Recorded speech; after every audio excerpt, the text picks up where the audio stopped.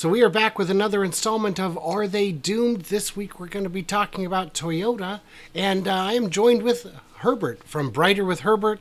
He makes us brighter every day, and we're grateful for it. So in this series, what we're going to do is look at some of the key elements, weigh them, give them a score, see how it pans out. I'm Brian. Welcome to My Tesla Weekend. Herbert, so great to have you here.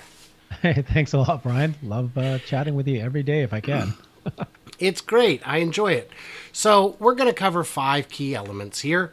The first one is engineering.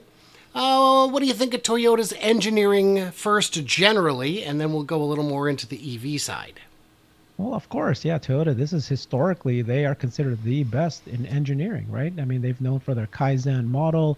They invented just in time, the lean model. In fact, what people from executives from around the world flew to Toyota to learn this skill. Remember that? I mean, GE famously tried to copy Toyota's way. Many companies, even hospitals like Virginia Mason would do this. So they were really one of the first to show, beyond Ford inventing the production line and trying to improve that. It was Toyota, right? In the 70s and 80s and 90s where they said the quality is what matters. And the Toyota Japanese cars started to take over in the US. They started to show that they were very, very good, much better than the build qualities of the American car companies until everybody eventually caught up, right? So now the defect rate between American companies and the Japanese are not as big of a difference as it was when it was in the 70s. So yeah, I think that there's a reason why Toyota is the number one best-selling vehicle for many years since until just now, right? In this first quarter 2023, Tesla dethroned Toyota for the first time ever. But when we saw that table together, the top 5 best-selling vehicles, it's all Toyotas, except for now, Tesla Model Y topped them all. Insane. It's crazy. And then we've got the engineering for things like the Prius. That was an awfully well-built car, frankly ahead of its time. But today we've got things like the BZ4X, yes, the Toyota BuzzForks. It's not great, and I don't know why. I don't know how they goofed it up so bad. It's range that's good enough. It's acceleration that's good enough. It's expensive. And unfortunately, and this is more political than engineering, it doesn't really qualify for, the credits. The way you would hope a domestic vehicle would. So that kind of gives you that. In terms of engineering, yes, go ahead. I mean, just for Toyota, continuing that conversation, as we know, the problem with them is that they refused to change. And it was only, 2 months ago that the head of Toyota finally had to quit, is the grandson of Toyoda. He had to quit because he knew that it wasn't in his kind of a vision to take the company into transition to electric vehicles. And so these efforts like this are really half-hearted. They really weren't really trying. Even today they are talking about trying to have the same production line in their factories to be able to do all 3: ICE cars, hybrids, and electric vehicles, and probably hydrogen as well. In the same production line. And then it was only just literally, but again, 2 months ago that they finally waved the red flag and said, we realize now that that was a mistake. We need to rebuild our factories to be, EV first. And so they understood now. I think they're finally getting the memo, long time coming. But, when you're the leader and you're like one of the best in creating ICE cars, you're making the 12 million cars per year. You're just not going to want to move, and you're going to try to do everything you can to slow this down. But I think the cat's out of the bag. They got to catch up. But, their first EV efforts are going to be pathetic. I think you call them probably more like compliance cars. They're just there to get something out. But, I guess you can't count them out yet because they're now going to do a real focus on EVs. But I personally am counting them out, but we'll see what happens. So for their engineering on a scale of 1 to 10, and this is looking at their engineering really for the transition, for the future. We can't really count the quality of their internal combustion engines because that will not take them forward. Scale of 1 to 10, what are you giving them for engineering? Oh gosh. Again, I just said it. I really do count them out already. I would give them a 3 or 4. I'm just Which being one? generous. 3 or 4. Well, Give them okay, 3.5. I'm being I'll do generous, that. I think, because again, they're late in the game. They've not I started. gave them And a 4. okay. And as brilliant as their engineers are, they haven't Yeah. demonstrated it in 20 years.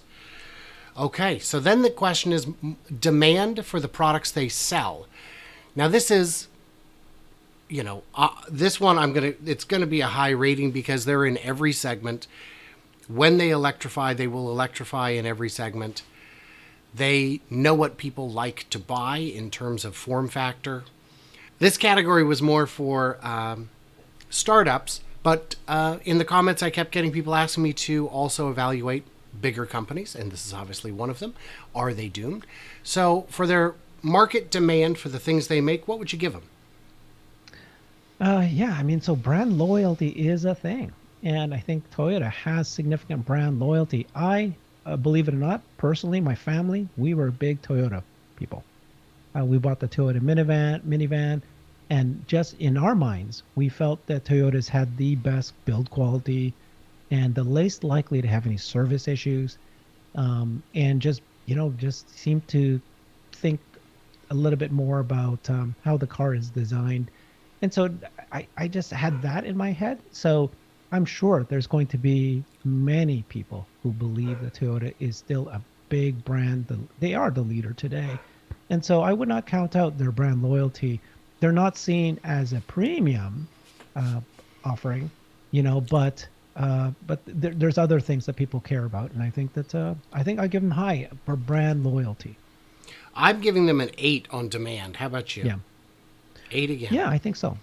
Yeah. I still give an 8 for many of the top big brands, because again, even the thing that they're doing with advertising right now, and they're making it sound like that they have just tremendous leadership in electric vehicles, not just Toyota, but all car companies in the Super Bowl. It's working. The vast majority of the public actually do think that all these major brands are deep in it and winning and have great cars, and then they don't realize when you point out the numbers that we're talking about 10 or 20,000 cars that are being sold right now of EVs. And so but perception is big out there. So yeah. And in Japan, they're absolutely mammoth. Yeah. So next one will be cost control. So I pulled up a 5-year chart here showing their free cash flow, and it's not as strong as I expected. A lot of years it's negative. Some years it's positive. So far into this year, they're up 1 billion, but last year they were down 121 million, so not too bad. For cost controls, though, I would give them a pretty solid rating because they know what they're doing, I guess. Why did you use cost control instead of, let's say, margins, or instead of financial metrics? So, because this whole series was aimed mostly at startups who are burning cash like it was their primary means of heat. So, yeah, we were looking at Yeah. companies like Lucid who are burning billions. Their cost controls, I think, are well in order. What do you think? Yeah, Toyota's cost controls, of course, that's they're a well-run company. The problem is you're going to now have to create, right? You're an incumbent creating an old legacy factories, realizing today that these factories, I think most manufacturers have understood by now that you can't just take an existing factory and retrofit it. I think you were the one that told me this number, that it costs them the same amount of money to retrofit an existing factory as it is to just build a new factory brand new for the electric vehicle, like designed for EVs. And so what happens when this is how companies die, right? It's like you're trying to control one big giant business that's running very well, that's managed well, but then you got to create a whole new business out of it. And so now they're not only expense to the R&D for the new EV model, but it's like the more money you throw at the old legacy, it's money you're not throwing at the EVs. And so I I just can't imagine how a company like that survives. Very few have, if not, it's really hard to name any that is a legacy that had to, be able to successfully transition into the new paradigm. Very rare. I would say Apple is the only big one that comes to mind. So for cost controls, what are you giving them? I'm giving them a 6. I'm giving them a 6 because, like you said, they have to build capacity for 10 million EVs of production to maintain their level of current success, which is a cost catastrophe. Yeah. But what do you? Yeah, I would say that they're like, if I'm looking at them today in their current business today, it's a 9 or an 8 or 9. But in a Right? few years, when they like we said, just this quarter, Model Y, basically, leapfrog over the Toyotas as being the number one selling cars. And as they start feeling the heat, nobody wants to buy the ICE cars. Things are going to tumble very quickly, right? The top line, the profitability, then they're going to find themselves in a pickle. And So, so yeah. I give them a 5 in a few Okay. years. Okay. Now, next one's pretty exciting. Cash on hand. So back in 2005, they had about 20 billion. From 2001 to 2008ish, and then in 2010 it jumped to 50 billion, and has been hovering around 40 to 60 billion until recently when it skyrocketed to 80, and it's still at about 60 billion cash on hand. That's I'm giving them a 9 for cash on hand. For sure. Do you have the debt as well? No, and the reason I don't address debt in these is because not all debt is created equal. Some Yeah, debt sure. is at very high rates that's where a very small amount could cripple you, and some of it is so cheap that you'd be crazy to pay it off. Hmm. So it's harder to measure that. And then the last element we're going to look at is the roadmap. Now, like you said, just in last month, Toyota's new CEO adjusts EV plans but sticks to a hybrid approach. So they're after announcing plans to introduce 10 new EV models. Is it doing enough? They still want to do, yeah. Akio Toyoda, the grandson, stepped down. They still want to go heavy onto hybrids, and I'm just not convinced that that's the right roadmap. Yeah, it's absolutely not the right roadmap. And so they're doing that just to, again, make it easier for their transition, right? Still kind of the ICE car build and then slap on some sort of EV thing to it just to claim that it is an EV, but it's not really. And they're saying that it's the best of both worlds. No, it's over, it's dead, it's the wrong thing, but they're kind of handcuffed based on where they're at today, and they can't make that huge leap. That's why, if we, again, we're not talking Ford, but Ford created a separate division just for EVs so that they're not doing things that Toyota is doing. So yeah, it's unfortunate, but I absolutely will give these guys a 2, if worse. They are seriously in trouble, even though with the 80 billion of cash on hand, even having the top selling vehicles today. This is a transition, and it's happening faster than they realize. And I think what many people have pointed out, that you had to have started doing EVs 5-7 years ago. So starting today, not going to be easy, and it's nothing. None of your experience, or very few of it, is going to be transferable to this area. So they're going to get caught very badly. There's lots of examples of other legacy companies in other industries that was caught in a transition, and the year before they died, or 2 years before they died, they had rising revenues, they had great profit, they had great cash on hand, rising. It was Wow. actually rising, and then it hit. So when Netflix was only at 5% of DVD sales at that point, Blockbuster was continuing to rise. And then after they hit 5%, the following year, it was just so quick, the hit on them, that they then just started to fall very quickly. So it's like you can't be looking at the current years and saying, oh, it looks like they're just still doing well. No, this is a transition. And when the transition happens, these guys are going to find themselves in big trouble very quickly. I agree. Their plan is to have 10 new battery electric vehicles by 2026, which I think is overly ambitious and not necessarily doable, representing 1.5 million units of sale, which would only be 15% of what they sell today in 3 years. I think I'm giving their roadmap, I'm far more generous. I'm 50% more generous than you. I'm giving them a 3. A 4. No, you gave them a 3.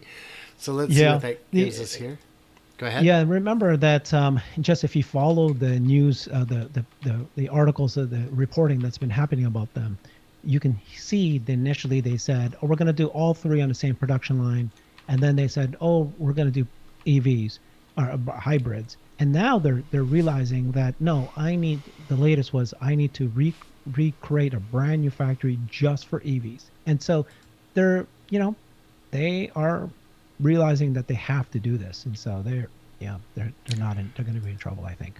So that gives them, out of a possible score of 157.5, putting them just ahead of Nikola and just behind Hyundai and 5 points behind Ford.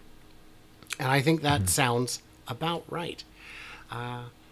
So that was our first installment with Herbert, figuring out who is doomed and how doomed are they. I guess the summary for Toyota is they're not doomed, but they do have a tough road ahead.